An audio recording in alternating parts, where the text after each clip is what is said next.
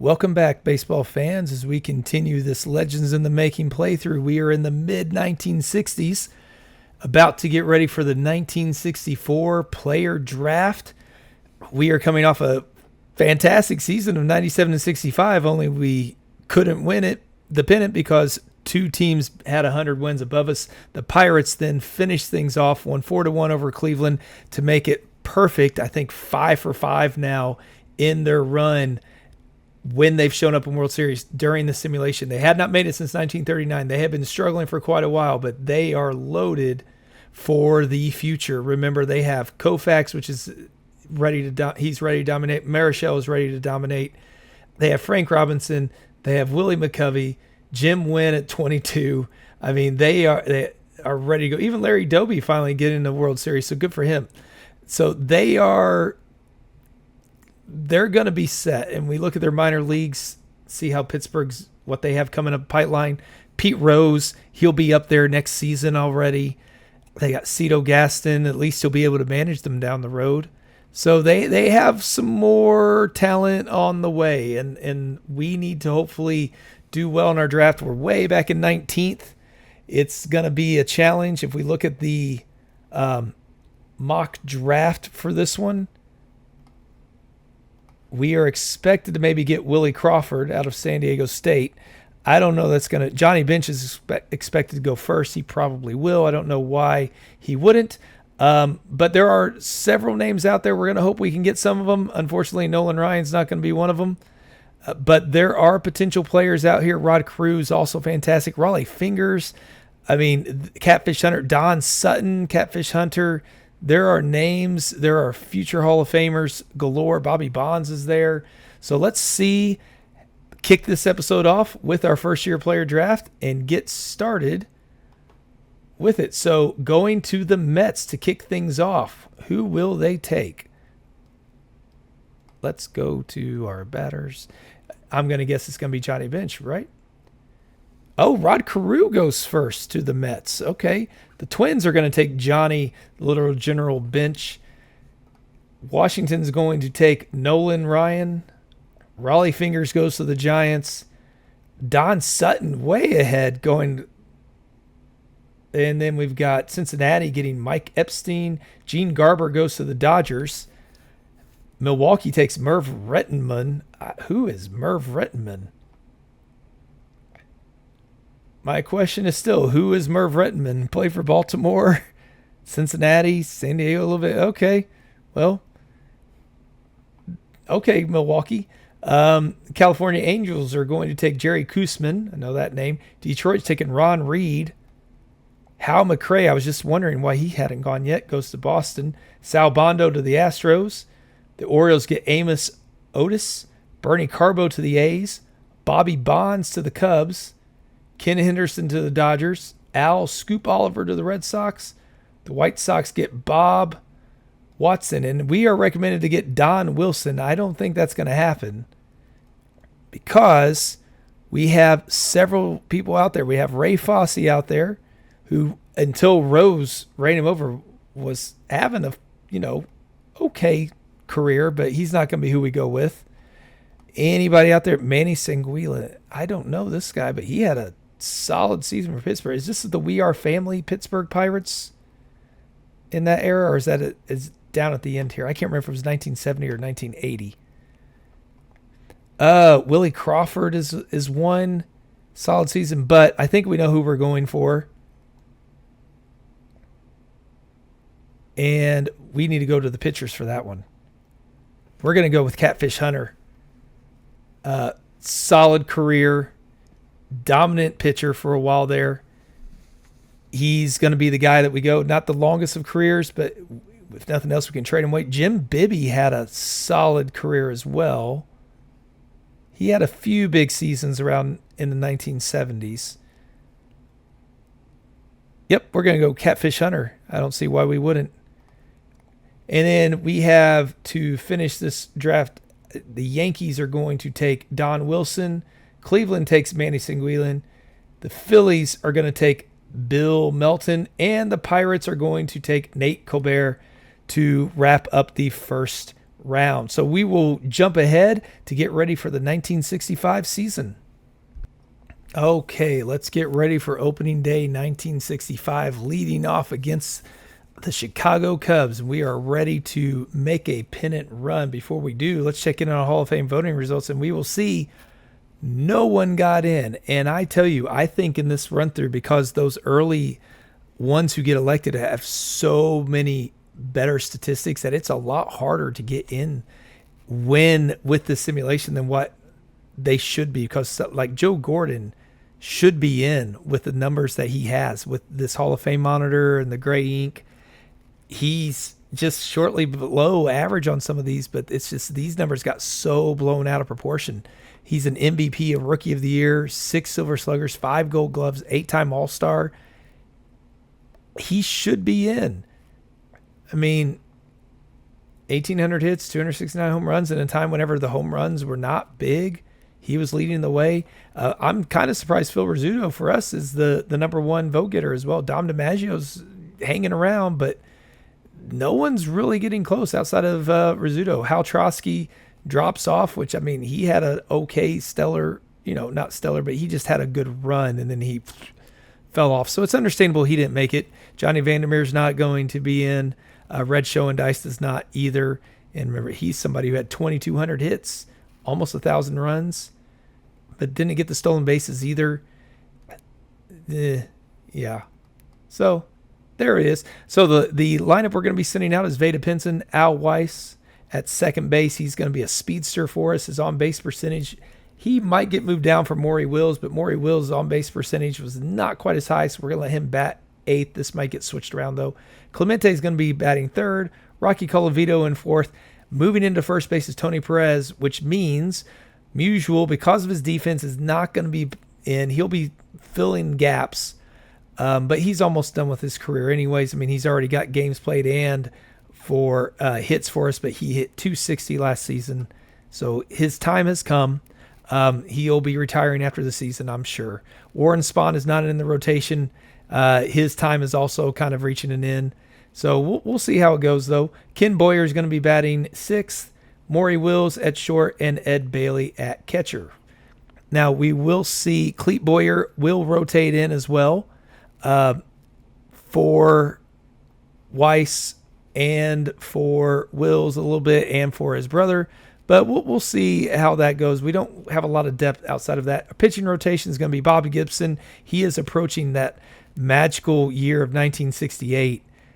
This is where we want to start seeing this really ramp up before the mound ramps down thanks to Gibson. Whitey Ford's going to be going second, followed by Jim Bunning, who hopefully has a better year than the last two.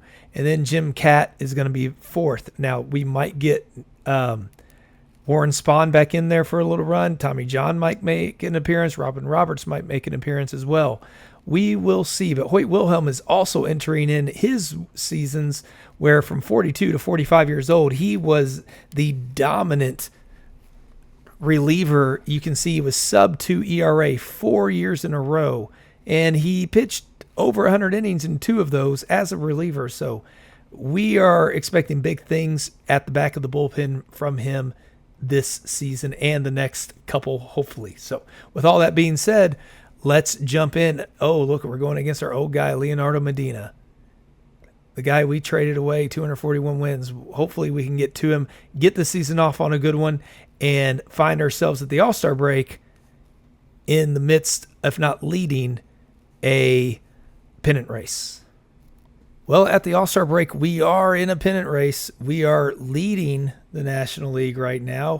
1 game over the Braves, 2 games over the Pirates, 3.5 over the Phillies, 6.5 over the Cubs. It is a tight race. I'd say anybody down to the Dodgers have a shot, and the Astros for an expansion team are doing quite well. So Milt Pappas is going to be a solid one, it looks, for them, and they got Denny McLain down here. I mean, they've got a future in store. The Mets, they're struggling. Over in the AL, the Orioles are running away with it, 12 games up on the next closest competition. They've got Norm Cash, Lou Brock. How many stolen bases does Lou have? 22 stolen bases.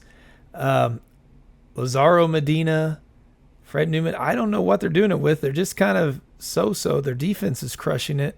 First in runs against. So it's their bullpen that's doing a fantastic job as well. No stars, but they're making it happen. So as we check in on the leaders so far, I would expect as we get into the late 60s, early 70s, we're going to see a decline in hitting. So far, it doesn't look like it's happening yet. Tony Oliva for the Red Sox is hitting 355, followed by his teammate Dick Allen at 333, who, if you remember, was the Rookie of the Year and MVP from last season. But it's not enough for the Red Sox right now. Now, that could change. They're going to be playing Baltimore a lot in these days. Mac Jones has 21 home runs for Detroit. Dick Allen has 55 RBIs, barely beating out Duron Johnson and Manny Mota. Lou Brock is leading the way with 22 stolen bases. Tony Oliva has a 1,007 OPS and a 5.8 batter WAR. The hitting streak right now is going to Joe Morgan, who is apparently, that's right. Los Angeles changed their name to California there. So in his he got traded. Oh no, he's been with I'm looking at Lou Brock now. My bad. Joe Morgan is in his second season, has a 14-game hitting streak, along with Cookie Rojas. Bill Regan has a 1.89 ERA for Washington. He is 7-2, 94 strikeouts. Steve Barber is right behind him. Fred Newman has 11 wins, along with Luis Tiant. Unfortunately, we don't have him to follow his son's footsteps or his father's footsteps. Sonny Siebert has 137 strikeouts. Gary Bell with 19 saves already. And Sonny Siebert with a 4.1 pitcher WAR. In the NL, Willie Mays say hey has 327 average. Rocky Colavito's decided to hit for average these last couple seasons, 319 right now. Willie Mays, though, is crushing it with 34 home runs. What did he have in 1965? He had 52, his career high. Now, in 55, he had 51, but for us, he only saw 28 home runs that year. He is sitting at 495 right now. He's going to have a shot at that 660. We'll see if he gets there. Killebrew has 24, and Stargell's up there as well. Willie Mays also 73 RBIs. He's going for a triple crown. Maury Wills with 24 stolen bases leading the way. Willie Mays with a 1.103 OPS and a 7 WAR at the All-Star break. 27-game hit streak as well. Cincinnati is somehow way down here. Do they have any interest in letting us trade for him, I wonder? Probably not. Oh, yeah, he has no interest in leaving. It's like, get off a losing team, Willie. We'll mortgage everything for you.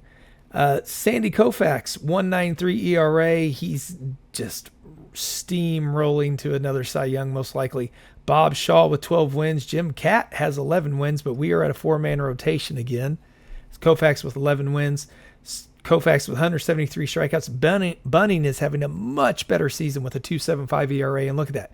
145 strikeouts, 17 walks so far in 166 innings. Al Worthington with 21 saves and Sandy Koufax with a 6.6 pitcher WAR. When we take a look at our lineup, we are hitting the ball okay. Batting average, we're first. Power numbers, we're 8th. We're not hitting for home runs this time. We are stealing bases, though. Base running's not good. We are second in runs against. The starters are laying it down. Defense, we're kind of So it's going to be a tight one as we come down to the end, where we will finish.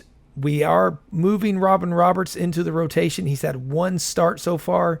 He did lose, but he only allowed 1 earned run in 8 innings. So it wasn't his fault. We lost 2-1. We're going to see how he does because Whitey Ford was struggling. Want to see if we have a better option there with Roberts. We'll find out. We also made a trade. Let me see if it shows up in our news still. Yep, here it is. We traded away Larry Durker and John Buzzhart to get Jim Palmer. He's sitting at AAA right now, but he is ready to come up soon. He might make it into the bullpen in September. And with that being said, let's check out the All-Stars before we wrap up this season. So we have Chris Short getting the start for the AL and Stu Miller as well. Elson Howard's back in the lineup, but Smokey Burgess as well at 38 years old getting another start, hitting .295 with his 4 home runs. Norm Cash gets the start at first. Joe Morgan at second. Dick Allen at third. No surprise there. Ron Hansen for the Yankees at short. We've got Yaz is going to get it. Yastrzemski for the White Sox is getting it at left. Tony Oliva in center field and Billy Williams in right. For the NL, we have Jim Bunning making, but Sandy Koufax getting the start. Jim Maloney and Juan Marichal, all for Pittsburgh, are getting their all-star appearances. Whitey Ford is getting an appearance for us as well. Hoyt Wilhelm, our stopper at the back, is getting the closer role starting in the relief. Joe Torre is getting the start at catcher. Killebrew at first base with 24 home runs, beating out McCovey. Pete Rose, as a rookie, hitting .306, getting his opening start at All-Star Game. Ron Santo is also getting the start at shortstop. Who do we have else? Chuck Hinton. Mickey Mantle gets the start in left field, 19 home runs, .269 average. He's fallen off from the last couple seasons so far. Willie, of course, gets it at center field. Hank Aaron, Hammer and Hank, hitting only .260 so far in 10 home runs. He gets the start in right. He is at a career total of 395 with 1,200 RBI. Let's see if he can approach those heights. He's got about 10 years left to try to get to 755. That's going to be a tall order. And to chase down Josh Gibson even more so. But he beat out Frank Robinson and Johnny Callison. So that's where we stand. I don't see us making any more moves. I like our lineup. I like where we're at. If you're wondering how Musial's doing, he's hitting .277 with 6 home runs in 69 games and 28 RBIs. He's doing a good job as a filler. But Tony Perez, he started off super hot, but he has come back down to earth. We're hoping, though, his defense is making up the difference, and he's going to be there for a while. So we will see how the rest of the season shakes out. Well, the season did not turn out as we were hoping. We finished 3 games behind the Philadelphia Phillies, who were 1 game behind the Pirates. Baltimore continued to dominate with 107 wins. And when we look at the playoffs in the World Series, Baltimore ends up winning 4 games to 3, a 7-game ones. They had to win games 5, 6, and 7 to come back on the Phillies. The MVP ended up being Boog Powell, who had 3 home runs, hit .276 in the series. When we look at the history of it, Baltimore won their 4th championship. The Phillies, this was their first time making the World Series in our simulation. They'd made it twice before, but not since 1915. And the Orioles are going to pick up their 4th. The last time they were in it was in 1947. Remember, this was the St. Louis Browns, where they had their run in the 40s in ours, where they beat us several times. So that one was a good win for the former Browns, now Baltimore Orioles, just dominating the AL. When we look at the final standings as far as the leaders go, Tony Oliva took the batting crown with a .347 average. Mac Jones hit 40 home runs after hitting just 5 last year. Deron Johnson had 100 RBIs along with Tony Oliva, and there's Mac Jones right behind them. Lou Brock had 34 stolen bases. Tony Oliva with a .964 OPS and a .94 WAR. Heck of a year, beating out teammate Dick Allen. Boston needs to put something together with those two. Lou Brock had 21-game hitting streak. Phil Regan with a .251 ERA, beating out Steve Barber. Fred Newman is the only 20-game winner in the AL, winning 20 for Baltimore.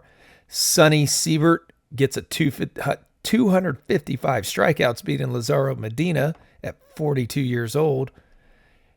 Gary Bell with 32 saves tied Hal Woodishek. And Sonny Siebert with a 7.6 WAR. In the NL, Chuck Hinton barely beating out Willie Mays, who was going for another Triple Crown, 322 to 320. Willie Mays did lead the league with 55 home runs. That might be a record in our simulation. Willie Mays also 127 RBIs. Maury Wills, 54 stolen bases for us. Mays had a 1.055 OPS. Mantle back up there with a .903 after hitting 33 home runs. Willie Mays, a 12.6 WAR. That is amazing. Hitting streak, it was Mays with 27. Koufax had a 1.77 ERA, blitzing the rest of the field. Also picked up 22 wins, barely beating out teammate Juan Marichal, but Sam McDowell gets the last laugh, being on the pennant-winning Phillies. Koufax also led the league in strikeouts, 298. in front of Sam McDowell and in front of Bob Gibson, who also had 17 more innings pitched. Al Worthington with 29 saves, beating out McCool and Wilhelm. And then Sandy Koufax with a 10-6 pitcher WAR. I do think Wilhelm going 16-5 has a very good chance. His ERA was also way better than Worthington for a similar amount of pitches. So Wilhelm might get reliever of the year. Let's take a quick look at the records for home runs in a season. Willie Mays, 55. The previous year was our first 1920. Mays almost did it in 63. So Banks. So the 60s is and the 50s is where we start seeing those power numbers again. Eddie Matthews, Aaron, those guys. We had that dry spell in the 30s and 40s where Babe. So we have a new home run king as far as that goes. Gibson is still far and above, but Mays is already up to 516. He's going to make a push for it. Manto's at 492. He's going to keep going as well. Eddie Matthews is up to 460. Had another 28 this year. Musial got to 412. He had 11, hit 314 for us. Want to take a look at that, though. So Veda Pinson had 21 home runs. Al Weiss was not leading us off. Maury Wills was. We moved Weiss off to the bench. Clete Boyer was in. Eddie Boyer. They've rearranged our lineup on us. Kim Boyer was in as well, hit 277. So the Boyer brothers are still doing well for us. We will hopefully have a solid offseason. Tony Perez was also our starter. 8 home runs, 56 RBIs, 253, but he is going to grow into that position. His defense is just so much better than Musial's. That's why we couldn't have Musial going, because when you look at this WAR, that's because he's not playing defense well at first base. So that's why we moved him off. But he did not retire. We had one retiree. Warren Spahn called it a day with 332 victories, 3.41 ERA, 2,400 strikeouts basically. Let's see how that matches up. So in reality, 363 wins. He just missed, retired at the same time. 309 ERA, so he was a little worse there. He did have just 180 fewer strikeouts, looks like, but I think he pitched fewer innings at the end here for us, which he did. And he was pitching in a 5-man rotation during a lot of this, so you can see like these innings here, 250 to 230. Well, he was hitting 260s and 250s a lot of those times, but he had a 95 WAR in reality, 95 WAR for us. So he hit that pretty dead on. He won Silver Sluggers twice, 3 Cy Youngs, 7-time world champion. So he was well worth the trade that we made to bring him to us, where we traded away Bob Kennedy. Oh, no, that was to the Cubs. Who did we get him for? Ferris Fain, Danny Litweiler, and Leonardo Medina, who Medina has been a gem for the Cubs. He's been a solid starter for him, but 7-time world champion, we can't dispute that. 13-time All-Star. He will walk into the Hall of Fame on his first ballot. No doubt about it. All right, with that being said, we are going to move to the first-year player draft and check out the awards of the 1965 season. All right, we are ready for the first-year player draft. I did notice that Yogi Berra also hung up his cleats at the age of 40, which is the year that he did in real life. So he'll be coming along for the Hall of Fame soon as well. Let's take a look at the awards before we get into the draft. Starting with the Gold Glove in the AL. Don Notbart getting his first one as a reliever as well. No, he did start. He's been starting. So he's moving to relief this year. He's had a solid few years here for them. We don't know him since he's for the White Sox. Elston Howard, Norm Cash, Dick Schofield, Don Wirt, Luis Aparicio picking up his 4th one. Jimmy Hall, Tommy Agee, and Frank Thomas all picking up ones. Was he ours? Yeah, he was ours. So we did trade him away. He did have a good 3 years, maybe 4. That was a good trade that we made to get him away. The NL, George Brunette, Ed Bailey picking up his first one for us. He's been pretty decent for Campanella there. We do need to have somebody else coming in along behind him soon. Tony Horton, Phil Linz, Ron Santo, Maury Wills, Jackie Brandt, Willie Mays, and Roberto Clemente. So we had 3 Gold Glovers. AL reliever of the year goes to Bob Miller unanimously over Stu Miller. So 1.84 ERA, 28 saves, 14 wins. Wow. And Stu Miller had 7 wins, 26 saves, 2.08 ERA. Another really good year, though. And I was right. Hoyt Wilhelm, thanks to those wins, does get unanimously. And ballplayer Gonzalez picking up second with a 1.2 ERA, 7. He was just so lights out. His K per 9 was really good. His whip was excellent. This is a guy that if he were closer, he still has Hall of Fame metrics. 2-time reliever of the year. He's just not getting the saves. He's the setup man. But he's done well for us. I mean, that was a good pickup to solidify our bullpen, and he might have a few more years in him. Then Ron Klein, was that? Yeah, he was ours as well. So he's made his way from Washington to Cincinnati. Good for him. I was hoping he would get something. AL Silver Sluggers go to Phil Regan, Johnny Romano, Leon Wagner, Joe Morgan, Dick Allen, Bert Campaneris, Don Clendenon, Tony Oliva, and Billy Williams. So we got some new names showing up. In the NL, Don Drysdale, 8 home runs, hitting only 193. How many hits did he have total? He had 22 hits. 8 of them were home runs. Swinging a power bat. 21 RBI. Joe Torre at catcher. Harmon Killebrew at first. Jim Lefebvre. Yeah, I butchered that. Tell me how to say that one. Jimmy Ray Hart, Dennis Minke, Chuck Hinton, Willie Mays, and Frank Robinson. So we have no Silver Sluggers this time around. Campaneris beats out Tommy Agee for the Rookie of the Year. 12 first place votes to 8. 274 at shortstop, 59 RBI, 8 home runs, 404 slugging. He had a WAR of 4. Tommy Agee had a WAR of 5.2, playing center field. NL Jim, it's his name again, Lefebvre. We'll go with it. Beat out Pete Rose of the Pirates, but I think we're going to see a lot more of Rose. Cy Young goes to Sonny Siebert, 19 first place votes. Lazaro Medina picked up 1. Siebert did dominate a lot of those categories, leading the league in strikeouts, 18 wins, 2.61 ERA. In the NL, Sandy Koufax, shocker. Bunning and Gibson did get a few points, though, so good for them. Koufax is just going to dominate the rest of the decade, so let's just hope we can hang on with the rest of them and beat the rest of the Pirates. AL's unanimously MVP is going to Tony Oliva. Fantastic 2 seasons to start his career, and Dick Allen the same way. While Willie Mays takes home the MVP, Sandy Koufax finishing second. If Mays didn't have such a fantastic year, I don't doubt that Koufax would have got the MVP as well. Let's go to the first-year player draft. We are way back here in 18th. The mock draft has us taking Tom Griffin. I don't know that we'll do that. When we look at the pool, we have Tom Severs, the man to get. We did not tank for him, unfortunately. Charlie Huff is in here. He's another one that's worth getting. Joe Niekro. We already have Phil. If we could get Joe, that would be nice.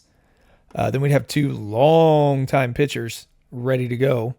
I don't see others. Steve Klein. No. Not as decent as Ron Klein. Then when we look at the batters, the main man here is going to be Reggie Jackson.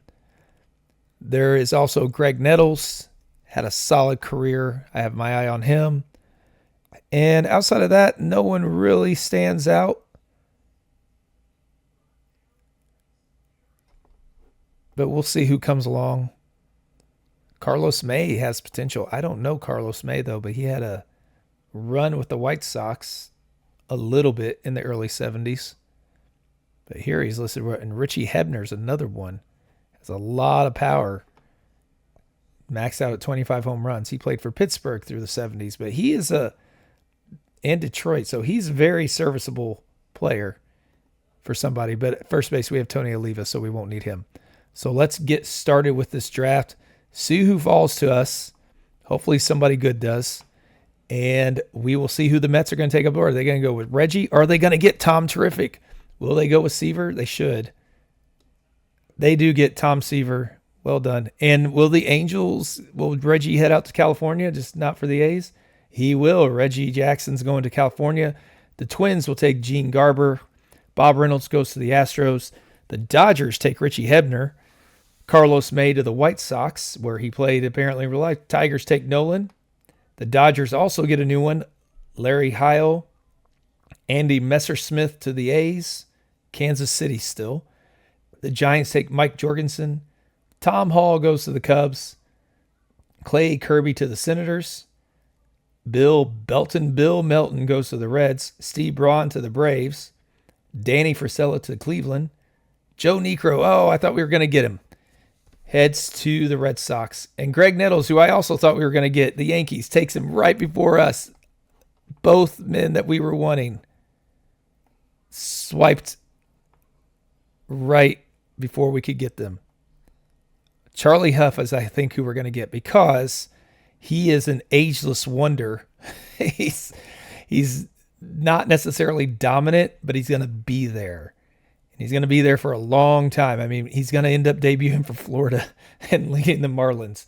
His WAR was horrible. But I don't see anybody else out here worth taking. Wayne Garrett. I mean, this is the age where shortstops aren't hitting. Larry Bowa's there. Now, we're going to take Charlie Huff. We'll see how this goes. If nothing else, we can trade him.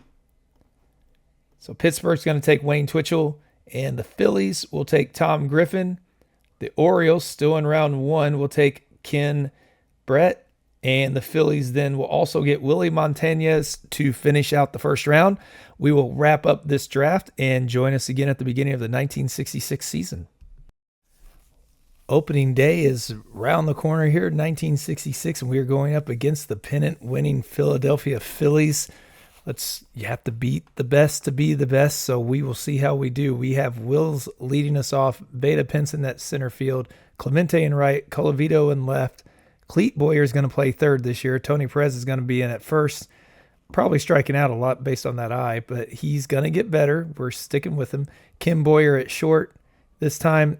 Ed Bailey at catcher. Now, we do have Musial back there, but his defense, again, is the weak spot, but he'll be filling in quite a bit. Hopefully doing well off the bench like he did last year. That would be fantastic. Our rotation is going to be Jim Bunning, Bob Gibson, Tommy John, and Jim Catt. We also have Jim Palmer, who's up and coming. He doesn't quite have the control down yet, but he is getting ready to jump in there. And Whitey Ford's still back there for us if we need him, and same with Robin Roberts.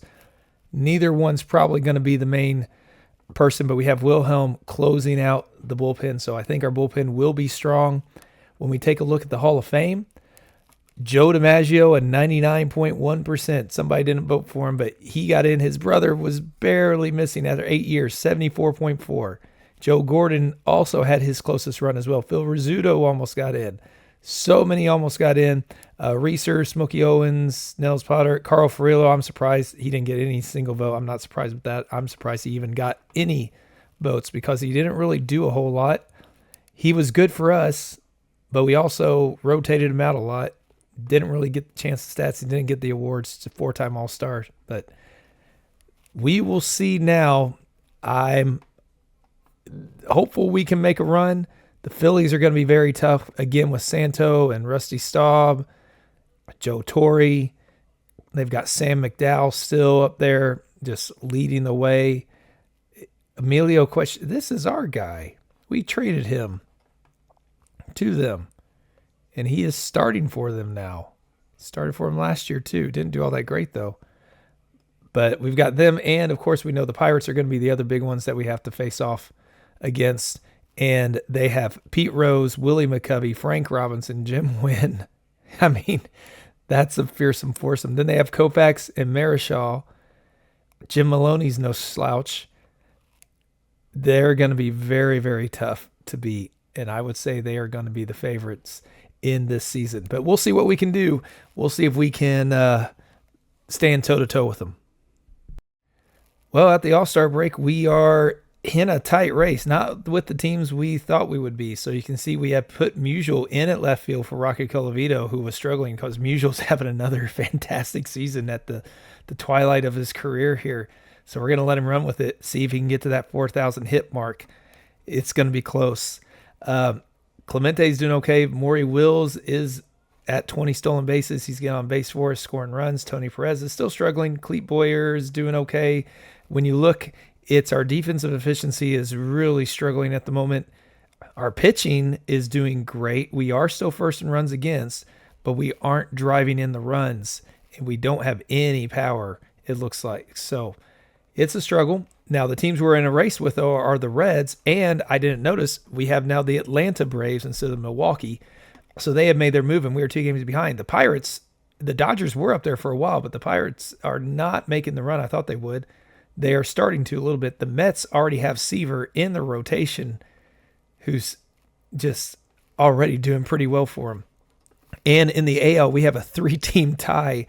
The Tigers, the Angels, and the Red Sox. Maybe Dick Allen and Tony Oliva are finally getting it together and pulling the Red Sox along with them. The Orioles, the defending champions, are not too far out, and neither are the White Sox. So we have 5 teams in the race here, and I would argue we have 4 because the Pirates could make a run at any moment. The Dodgers have faded, but for sure the Pirates could make that run. Now, when we look at the leaders so far at the midway point, Orlando Cepeda is heading 325. Joe Morgan's right behind him. Yaz is behind him. Cepeda with 24 home runs and 82 RBI. He is running away with the RBI title for Boston. Did he get traded to Boston? Or is this just his first year? No, he's been there. So they have Cepeda, Dick Allen, and Tony Oliva, and they haven't been able to do anything with him yet. Maybe this will be the year they can put it together. Stolen bases goes to Bert Campaneris with 29, beating out Lou Brock by 1. Cepeda with a 991 OPS. Tommy Agee with a 5.3 WAR. Felipe Alou had a 19-game hitting streak. In the pitching category, we see pitchers dominant in the AL again. Diego Segui with a 1.74 ERA, beating out a 1.77 Jim Lomberg. Fred Newman and Pete Richard with 12 wins apiece.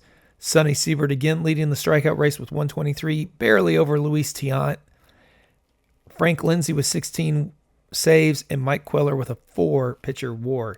In the NL, we have Jimmy Ray Hart hitting 319. Willie Stargell has 23 home runs. He's 3rd in the batting average as well. And Jimmy Ray Hart has 66 RBI, so he does have 21 home runs. He's tied for 3rd. He's making a Triple Crown run after his teammate Willie Mays has done it before. Maury Wills leading the way with 20 stolen bases. Ron Santo a 987 OPS.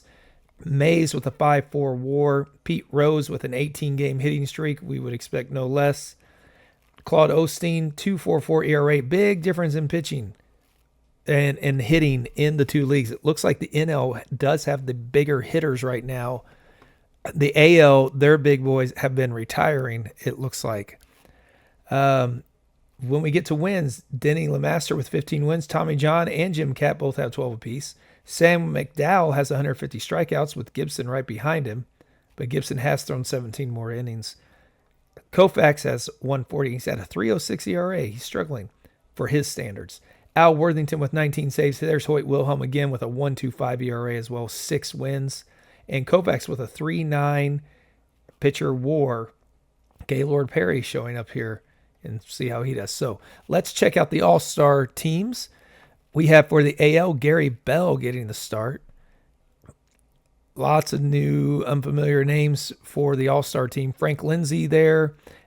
Johnny Romano getting the start at catcher. Norm Cash at first. He's been there several times now. Orlando Cepeda got beat out by him. Joe Morgan, Dick Allen, Luis Aparicio, Tom Tresh with the start.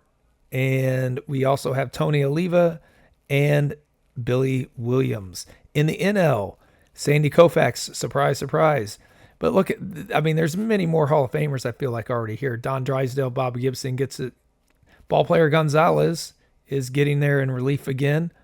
Hoyt Wilhelm getting started at closer. Joe Torre again at catcher. Killebrew at first. The Dodgers they don't have the pitching. Don Buford is there for them. Jim Lefebvre gets it in his second year gets the start at second. Ron Santo at third. Dennis Minke at short. Stan Musial gets back into the All-Star team in left field where he belongs. Stargell gets the start, though. Mays beats out Mantle for the start there. Aaron beats out Clemente. and Frank Robinson. Yeah, the hitters are all definitely in the AL or in the NL. The AL do not have that. That's why their pitching is having so much success. And it'd be interesting to see if that's inflating some of the pitcher numbers for those pitchers in the AL, seeing that they don't have the same hitters they're going up against. Well, we have a tight one down the stretch here. Hopefully we will see us in the World Series again, but I don't know. It's going to be tough. I do like that we're chasing the Reds and the Braves versus chasing the Pirates. I think that gives us a better chance. The Reds are not as deep. They are having the hitting, but they don't have the pitching. I think our hitting can get together. We can maybe make a move for somebody if somebody's out there. There's a lot of people out on the trading block. So maybe we can find somebody to put us over the top. But we'll find out when we come back.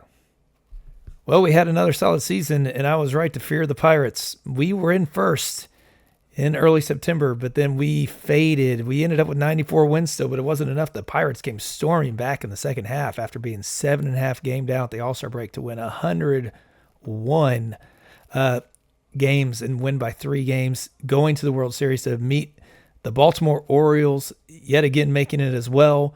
They ended up closing the gap, and the Red Sox faltered also. So it was a tight one as well when we get the playoffs. Could Pittsburgh keep their perfect streak alive? And lo and behold, they did. It took them 7 games. They won the first, dropped the next 2, won game 4, dropped game 5, won game 6 to tie it back up. And game 7, they were able to win behind Maloney 3-1. Frank Robinson picking up the MVP after hitting .385 with 2 home runs and 5 RBI. Koufax did he wasn't Koufax in that one. Jim Maloney, though, was Koufax in that series. So the Pirates picked up their 9th championship. They won in 64. They've won again now in 66. They are perfect, 6 for 6 or 7 for 7 in our simulation, defeating the defending champion Baltimore Orioles. So could these two teams be facing each other again? I'm not too hopeful for our team at the moment. When we look at the standings as far as who finishes, Cepeda got a .339 average to lead the league. He also led the league of 40 home runs, and he took home the Triple Crown. So Boston had the top 3 RBI getters, Frank Howard, Orlando Cepeda, Dick Allen. They still didn't have the most runs scored. Who had the most runs? Oh, that was for the majors. So they did in the AL. They had the most runs scored, but their pitching is atrocious. Chris Short is still there doing his thing. Man, that is so disappointing. Their pitching defense has let them down because they have Dick Allen, Tony Oliva, Frank Howard, Orlando Cepeda, and they couldn't put it together. Lou Brock with 52 stolen bases, barely beating out Bert Campaneris by 1. Cepeda with a .987 OPS. He better get the MVP with that Triple Crown year.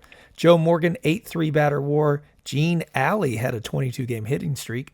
Dave Boswell led the league with 2.34 ERA and 21 wins and 218 strikeouts. So the AL had a hitter Triple Crown and a pitcher Triple Crown in the same season.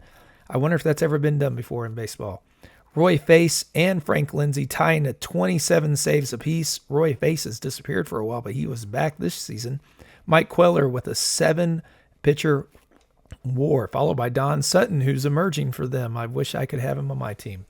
In the NL, Ron Santo led the league with .317, barely over Stargell and Clemente. Willie Mays with 48 home runs leading the way again, and in RBIs with 124, but he only hit .307. Disappointing. Aaron showed back up with 27 home runs and 111 RBIs. Mantle as well tied Aaron with only 37 home runs. So they are all setting the stage for huge career numbers. Maury Wills led again with 47 stolen bases. Vada Pinson got back up there in third. Willie Mays, 1.026 OPS. Just give him the MVP now. He had a 12 WAR.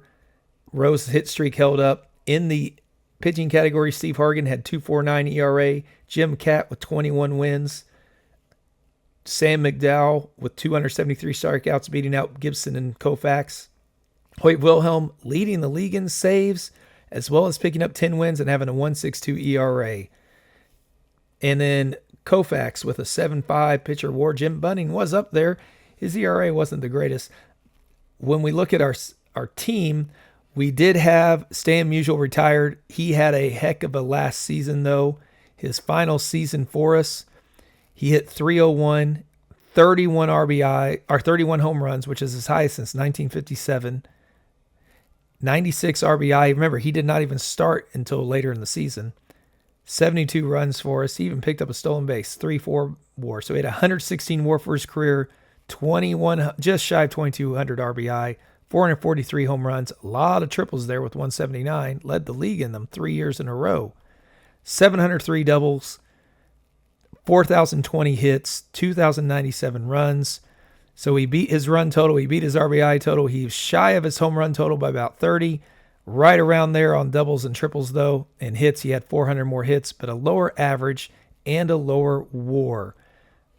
Part of that may be his defense late in the season, late in his career for us. But he had a phenomenal career. He never got to the double-digit WAR like he did in real life. But he will no doubt be a first ballot Hall of Famer as well. Look at these metrics. He dominated.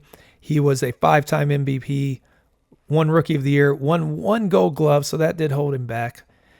10-time Silver Sluggers, 3 times World Series MVP. He won the championship 7 times, an 18-time All-Star selection. So well done, Stan the man. We thank you for your service. And we can take a quick look at the draft pool. The top prospects here, Ted Simmons, Dusty Baker, Don Baylor. The mock draft has us taking Dick Todrow. Let's see who else is out here. Anybody else stand out initially in the pictures? Names to me, not really in this first batch. This might be a thin year, 1966 here. And as far as other names standing out in the hitters, not really. So this is a thin one. Maybe we draft somebody and we don't sign them so we can get a better, give them a lowball offer, and maybe we can get a second draft pick next season. I don't know. We'll think about it. But let's get ready for the awards and the draft. Well, let's take a look at the awards. In the AL, the Gold Gloves goes to George Brunet, Bill Freehand, Norm Cash, Dick Green, Hal Lanier, Luis Aparicio picking up his 5th one. He is doing quite well at shortstop. Manny Mota, Johnny Weekly, and Felipe Alou.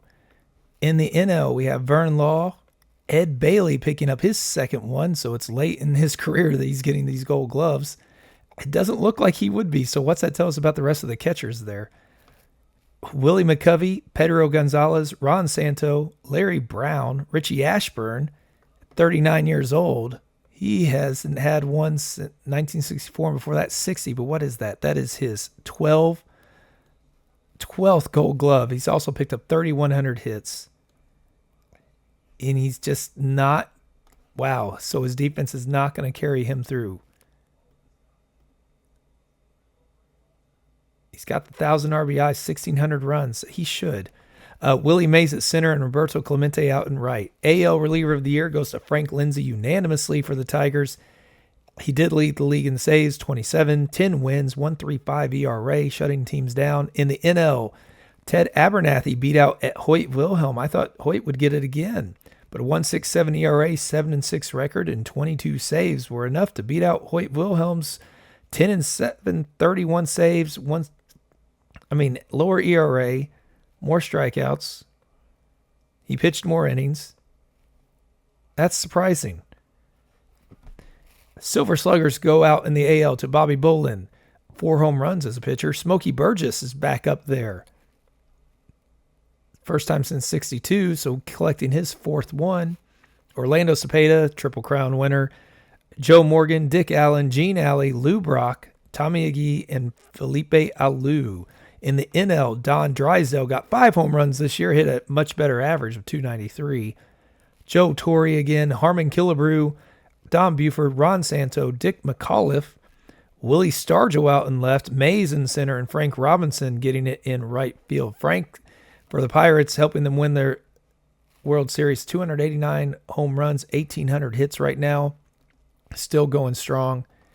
Rookie of the year goes to Don Sutton, who beat out Dave Boswell. He's 13-11, 206 strikeouts, 2.43 ERA. Boswell was even better, potentially 21-9, 218 strikeouts, 2.34 ERA. Wow, those are going to be. Oh, and then Carlton was back here, 16-12, 201 strikeouts. We got some big time pitchers coming up. NL Rookie of the Year goes to Fritz Peterson. 131 strikeouts, 3.21 ERA, 19-8 for the Reds. Mike Andrews was there. Tom Seaver, not as stellar. He's going to be amazing down the road. And the Cy Young goes to Don Sutton. Wait a second. Oh, yeah, he won Rookie of the Year as well. And he gets the Cy Young in his opening year. Boswell, the other rookie, right behind him. Tiant picking up third. In the NL, Juan Marichal dethrones his teammate Sandy Koufax, and Bob Gibson did finish third, no first place votes. Wilhelm picking up some points back here, yet not getting reliever of the year. AL, Orlando Cepeda, Joe Morgan got a first place vote over the Triple Crown winner. And Willie Mays, Frank Robinson got a first place vote over Willie Mays, but Mays is picking up his too many to count MVPs. What is this? His 7th MVP. He is dominating. He is almost to 600 home runs. He might hit that this next year along with 2,000 RBI and 3,000 hits. So he is putting up some huge numbers, but let's get ready for that first year player draft that is very thin. And I am leaning towards us maybe just see who we get, see what we think of them, and then just maybe not signing them. Ted Simmons to the Twins. The Astros get John Mayberry. Giants are taking Ken Singleton. Dusty Baker goes to the Cubs, who he'll later manage. John Matlack to the Mets. Don Baylor to the A's. Ron Blomberg to the Phillies. The Senators take Jerry Roos. Yankees take Andre Thornton. Darrell Evans to Cleveland. The White Sox take Toby Harrah. Ralph Roadrunner Garr to the Angels. Cliff Johnson to the Tigers. Dick Dirt to Drow to the Dodgers. They're recommending we take Jose Cheo Cruz. First baseman, who does have a pretty solid career. But are we wanting solid, especially where we have Tony Perez? We might draft him. There's nobody out here. Gary Lavelle, no. Dave LaRoche. Let's just draft him. We're not going to offer. Well, we'll see. We may end up getting him. But Atlanta's going to take Richie Zisk. Bobby Grich to the Red Sox. Dave Goltz to the Reds. The Pirates are going to take Dave Tomlin. And then the Orioles round out the round with LeRon Lee. So we will jump ahead to the beginning of the 1967 season. Opening day takes us up against the San Francisco Giants and Gaylord Perry. We have Bob Gibson leading us off. He's entering his mammoth peak of a year with 1968 right around the corner. So we have Gibson, then Bunning, Catfish Hunter. That might change to Phil Necro. We'll see. Or it even maybe go to Jim Palmer. Tommy John as well then will be in our rotation. We might move those around. Hoyt Wilhelm probably his last year if things continue and they retire at 45. He will no longer be with us after this season, so hopefully he finishes like he did in real life, which was an amazing year when he was 45. Now, he actually pitched until he was 50, so maybe he'll stay. I don't know. It tends to be the trend that 45 seems to be when they go. You will see we have a new leadoff hitter, Lou Brock. That is because we just made a trade where we traded away Jim Cat and $100,000. I know that might be questionable, but I feel like our pitching has been amazing. Now we have some more hitting and speed. Not a lot of power, but he can get on the bases. He can move things around. Him and Wills, one of them will be leading off. We might put Wills back up at leadoff. We got Clemente behind them. Tony Perez is ready to emerge. He started to last year. Clete Boyer is having still a good run. Kim Boyer the same. Veda Pinson's going to be back in 7th as of right now to add some pop and speed to the back in front of Ed Bailey, who will hopefully drive him in and around. We also have Tito Fuentes, Jerry Grote as our backup catcher. Al Weiss, not going to be anything for us. Jesus Alou will get some playing time. Same with Dave Nicholson and Colavito, although Colavito is just going to be hitting home runs for the most part now. He's dropped off considerably.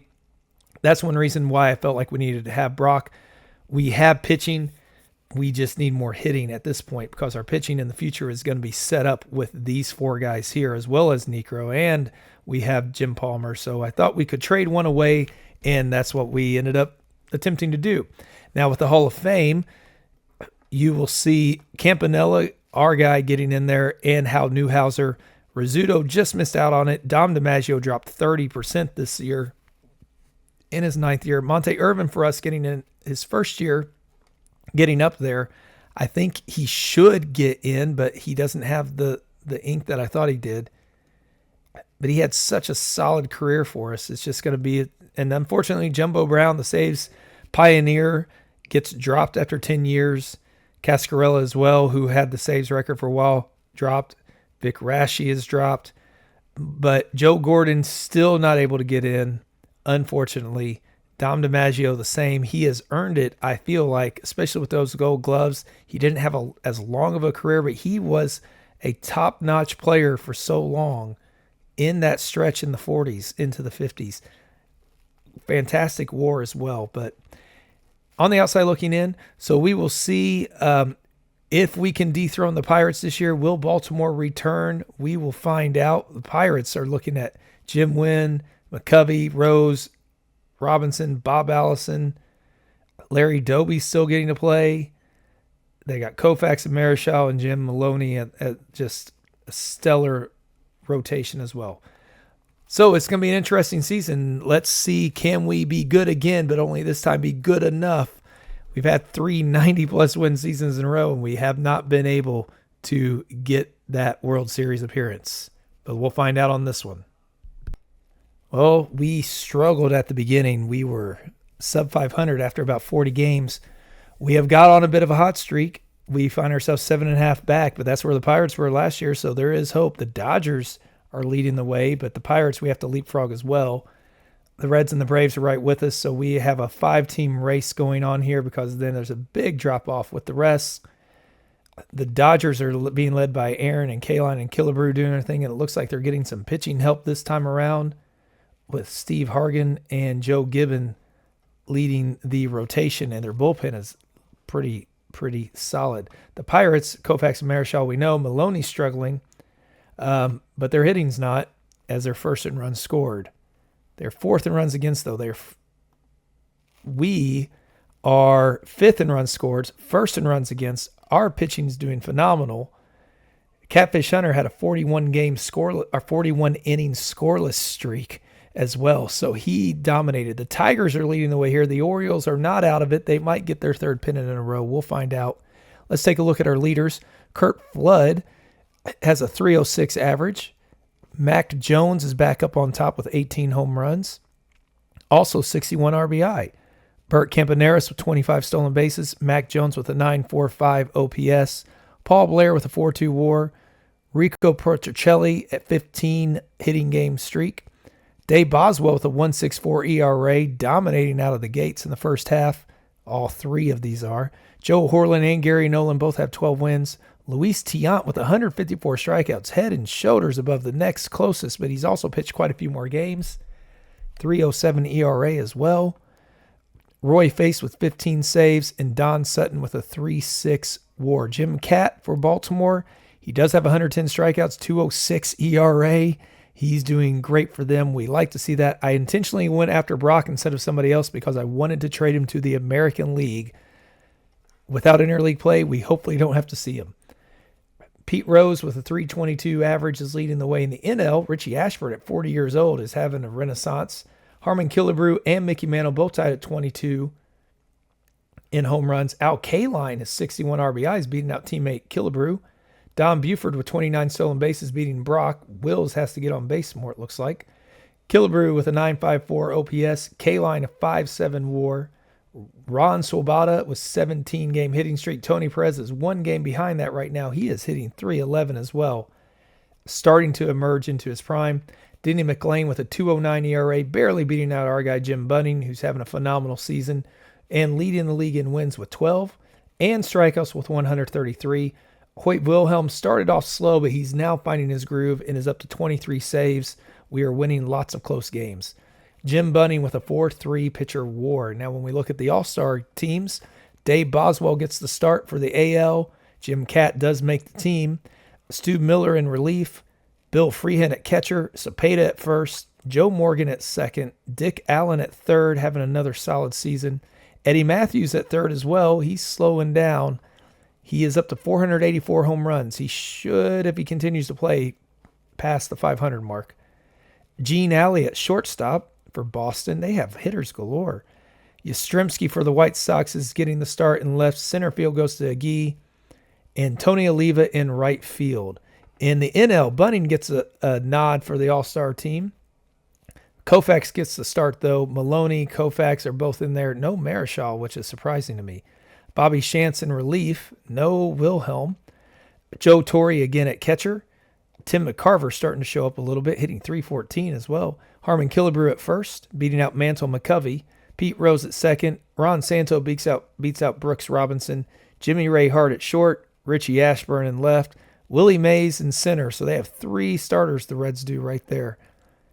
Hank Aaron gets beat out by Frank Robinson over in right field. Now, Aaron, let's take a check at him. He is at 451 home runs. He is right on pace. I think he's a little slow. We'll see if he picks up in these next few seasons where he had some massive home run totals. What a hitter he was. But we will hopefully pull a Pirates, and we will leap up from 7.5 back to chase down the Dodgers and win the pennant. It's going to be tough, though. But I think we have a team that, with the pitching in force and our defense is much, much better, we've got a shot at getting this. And maybe our first post-Musial era, we can make it into the playoffs and win a pennant here. Well, the second half did not go our way. We could not chase down the Dodgers. We got as close to 6 games behind them and in second place before just they took off. We fell back, didn't make the 90-win season. We did beat our rival, the Pirates, though.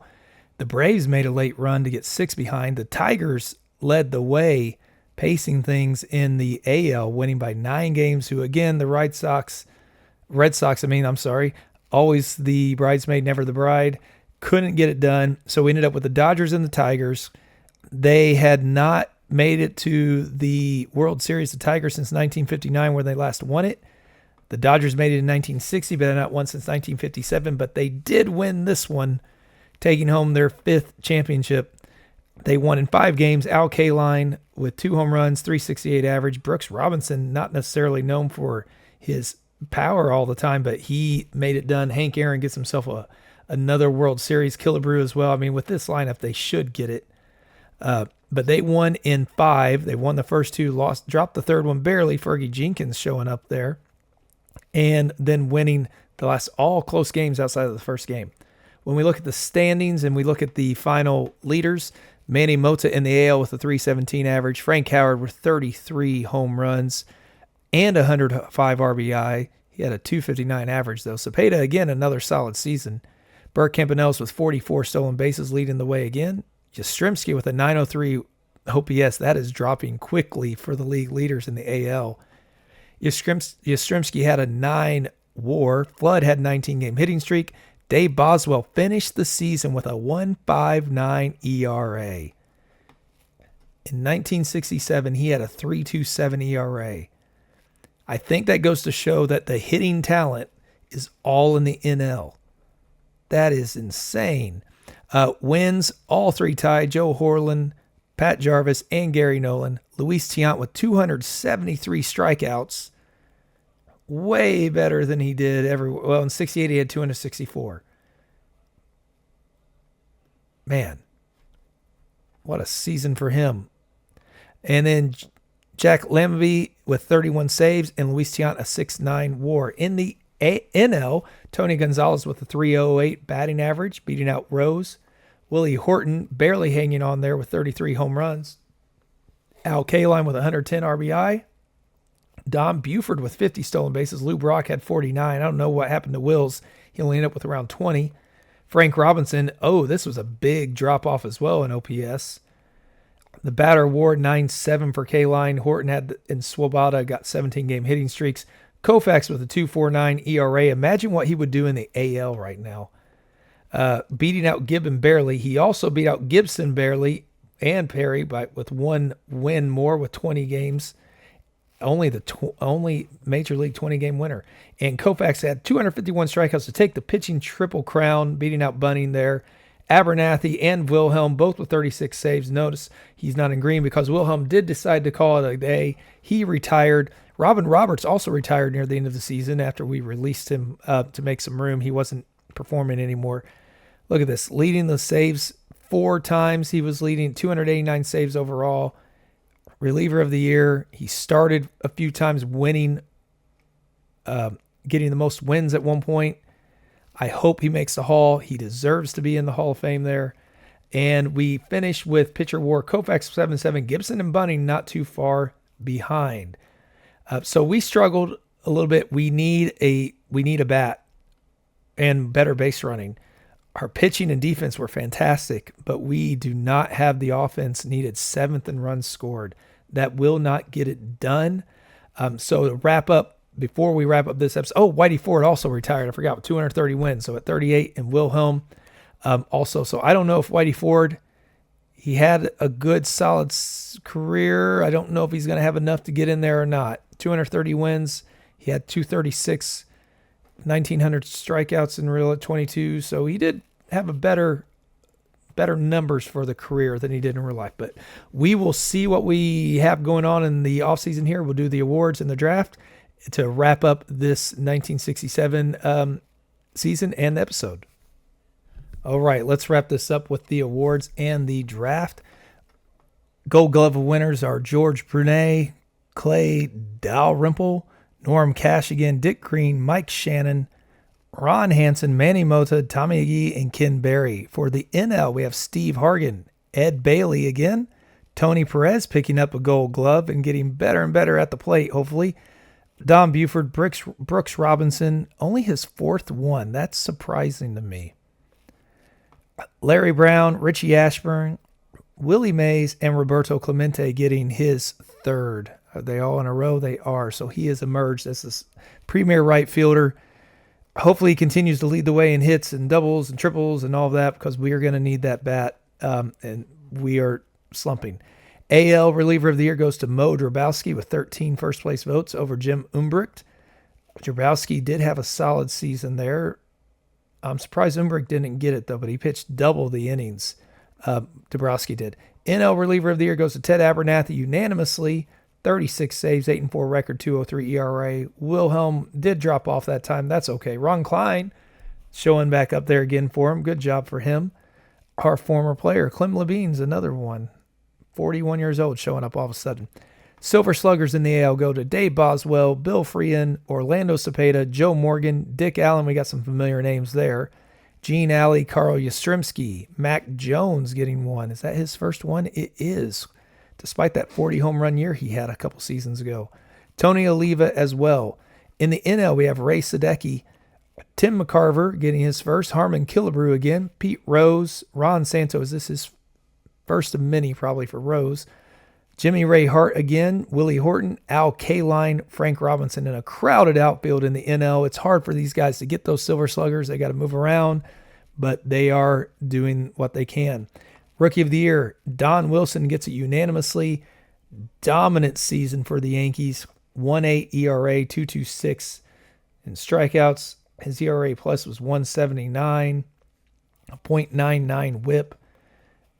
Well-deserved. In the NL, Ken McMullen beats out Doug Rader and Felix Mullen. 4 players, including Catfish Hunter, picking up a first-place vote. But McMullen with 20 home runs, 255 average was too much for him. In the Cy Young race, Boswell gets it barely, beating out Wilson and Hughes. Tight race here, but Boswell, I would say, deserves that one. Is that his? Nope, it's his first one. Koufax, of course, does unanimously over Gibson and Bunning for us. We do have the rotation. That's the good thing. We have Yastrzemski picking up 1 first-place vote for Mac Jones, but Yaz takes the MVP. And in the NL, Al Kaline unanimously gets it. I'm surprised Koufax didn't get more, but Kaline with the unanimous MVP. Well done, getting his first one. It's been a long time coming. He's had a solid career. Lots of doubles and home runs. I mean, he's all arounder, and he's got the gold gloves. Tried to trade for him a few times and never worked out. So we're going to go to the first year player draft. Before we do, let's take a, we did Hoyt Wilhelm retired, Whitey Ford. We already said that. But the draft pool, let's look at the mock draft. We have 2 picks because we did not sign our first rounder last time. And we have 2 in the second round because we're hoping for better turnout this time. I think we will get that. Notice we have the A's Oakland this time, but there's more compensation picks in front of us, unfortunately. So some of the best ones will be off like George Foster and Steve Garvey. They won't fall to us, I'm sure. Vida Blue, Carlton Fisk will definitely not fall to us, but Ken Singleton, Bill Buckner, I would take Buckner. And I don't know, it depends who else is out there if we're going to do the same thing again or not when it comes to just maybe picking up a compensation pick. But the Twins are going to lead off. I'm going to guess Fisk. Carlton Fisk does go to the Twins. The Cubs are going to take Cesar Cedeno. The Astros changing their logo there. Vida Blue, well done. He's the best pitcher in this draft. George Foster is also in this one, which is a big one. Steve Garvey. Those are the 2 I'd like to get. Buckner is out there, who solid career. Only problem is, again, we have Tony Pena. There's no other real big pitchers out here. Jim Kern, I guess, solid career, but not a standout that's going to make it our rotation, not our level that we're looking for. So San Francisco takes Gary Lavelle. Jim Kern goes to the Mets. The Angels take Ken Singleton. Thurman Munson goes to the A's, Oakland A's. Phillies take George Foster. White Sox Cecil Cooper. Don Baylor to the Giants. Steve Garvey's still out there, but he's going to go pretty soon. Cleveland takes Greg the Bull Luzinski. John Lovenstein to the Yankees. 14th, Ben Oglivie. The A's take Oscar Gamble. Gary, Secretary of Defense Maddox, which means Steve Garvey is out there for us, and we do need infield help because our infield is getting really thin. Maury Wills is kind of defensive liability now. He's aged. Tony Perez, he's going to be a first baseman. He's still there. But Cleet and Ken are not exactly driving in the runs like they used to. We have outfield help at the moment. Our minor league system is dried up. We got Gene Tennis, who will hopefully be something serviceable for us at catcher coming up in the 70s. Piniella, he's a good platoon outfielder for us. Ken Boswell in the middle of the infield can at least play some defense. Same with Dow Maxville. So yeah, we don't have much. I think Garvey is the guy. Garvey's going to be our guy. We need the bat. We need the defense. He's not there yet. He won't be ready. He could make his debut in a few seasons. He'll be ready when Boyer is retiring. So we're going to take Garvey. Pittsburgh's going to take Bill Buckner.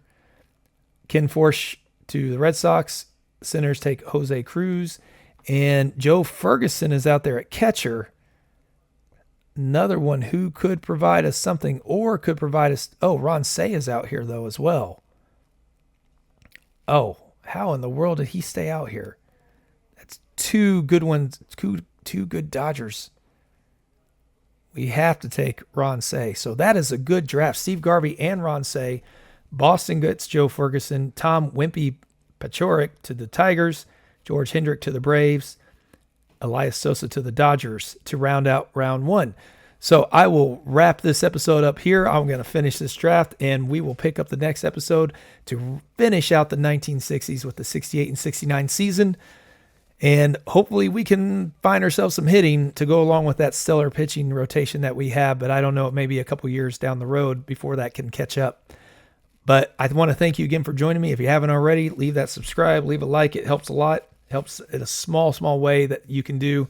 And I appreciate every one of them. And we will see you on the next episode.